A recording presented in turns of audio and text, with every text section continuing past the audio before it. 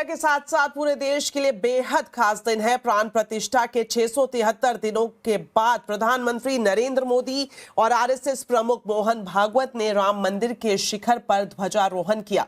सुबह 11:50 पर अभिजीत मुहूर्त में बटन दबाते ही 2 किलो की केसरिया ध्वजा 121 फीट ऊंचे शिखर पर फहराने लगी। प्रधानमंत्री मोदी भाव विभोर हो गए। उन्होंने धर्म ध्वजा को हाथ जोड़कर प्रणाम किया। इसके साथ ही आज अयोध्या का राम मंदिर संपूर्ण हो गया। ध्वजारोहण से पहले प्रधानमंत्री मोदी ने मोहन भागवत के साथ मंदिर की पहली मंजिल पर बने राम दरबार में पूजा अर्चना की। इसके बाद रामलला के दर्शन भी किए। पीएम मोदी रामलला के लिए वस्त्र लेकर पहुंचे थे। आज सुबह अयोध्या पहुंचते ही पीएम मोदी ने साकेत कॉलेज से राम जन्मभूमि तक 1.5 किलोमीटर लंबा रोड शो भी किया। इस दौरान स्कूली छात्रों ने काफिले पर फूल बरसाए और जगह जगह महिलाओं ने प्रधानमंत्री मोदी का स्वागत किया। आपको बता दें, राम मंदिर पर ध्वजारोहण से पहले प्रधानमंत्री मोदी ने मंदिर प्रांगण में बने सभी मंदिरों के दर्शन किए। सप्तऋषि मंदिर, शेष अवतार मंदिर, निषाद राज मंदिर और अन्नपूर्णा मंदिर के दर्शन किए। अहिल्या देवी मंदिर और फिर आखिर में प्रधानमंत्री मोदी ने राम मंदिर में दर्शन करने के साथ पूजा अर्चना भी की। इस वक्त हम आपको उन सभी मंदिरों की तस्वीरें दिखा रहे हैं जहां प्रधानमंत्री ने आज सुबह दर्शन किए हैं। तो राम मंदिर पर ध्वजारोहण के बाद प्रधानमंत्री नरेंद्र मोदी ने मैकाले का जिक्र किया और आह्वान किया कि हमें अगले 10 सालों में गुलामी की मानसिकता से मुक्ति पानी होगी।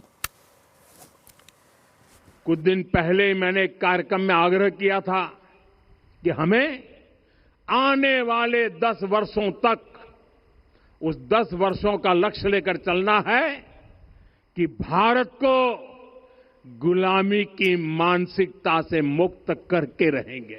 गुलामी की यही मानसिकता है जिसने लगातार यह स्थापित किया। हमने विदेशों से लोकतंत्र लिया। कहा गया कि हमारा संविधान भी विदेश से प्रेरित है, जबकि सच ये है कि भारत लोकतंत्र की जननी है, मदर ऑफ डेमोक्रेसी है।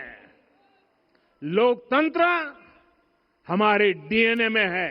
ये गुलामी की मानसिकता ही है जिसने इतने वर्षों तक रामत्व को नकारा है। साथ ही इस मौके पर प्रधानमंत्री मोदी ने कहा कि ये समय कंधे से कंधा मिलाकर आगे बढ़ने का है। हमें वो भारत बनाना है जो राम राज्य से प्रेरित हो, और ये तभी संभव है जब स्वार्थ से पहले राष्ट्रहित हो। ये पल कंधे से कंधा मिलाने का है। ये पल गति बढ़ाने का है। हमें वो भारत बनाना है जो राम राज्य से प्रेरित हो, और ये तभी संभव है जब स्वयं हित से पहले देश हित होगा, जब राष्ट्रहित सर्वोपरि रहेगा। मंदिर के प्रांगण से प्रधानमंत्री मोदी ने विकसित भारत की बात भी कही। उन्होंने कहा कि पिछले 11 वर्षों में हर वर्ग को विकास के केंद्र में रखा गया। सबके प्रयास से ही 2047 में विकसित भारत का निर्माण होगा। पिछले 11 वर्षों में महिला, दलित, पिछड़े, अति पिछड़े, आदिवासी, वंचित, किसान, श्रमिक, युवा, हर वर्ग को विकास के केंद्र में रखा गया है।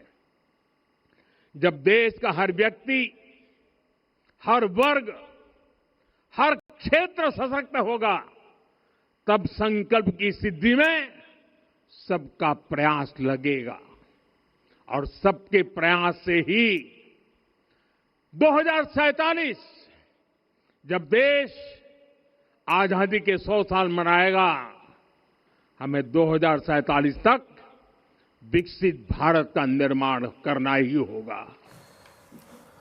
तो एक तरफ प्रधानमंत्री मोदी ने राम मंदिर पर ध्वजारोहण किया, तो वहीं दूसरी तरफ इस कार्यक्रम को लेकर विपक्ष पर प्रहार होना भी शुरू हो गया। तुलसी पीठाधीश्वर जगत गुरु रामभद्राचार्य ने राम मंदिर पर ध्वजारोहण करने को प्रधानमंत्री मोदी का सौभाग्य बताया। इसी के साथ ही उन्होंने कहा कि राहुल गांधी और अखिलेश यादव का दुर्भाग्य है कि वो राम मंदिर दर्शन करने नहीं पहुंचे। आज तक राहुल गांधी और अखिलेश यादव राम मंदिर दर्शन करने नहीं आए, क्या कहेंगे महाराज? अब जो दर्शन करने के उनको दुर्भाग्य है और मोदी जी का सौभाग्य है।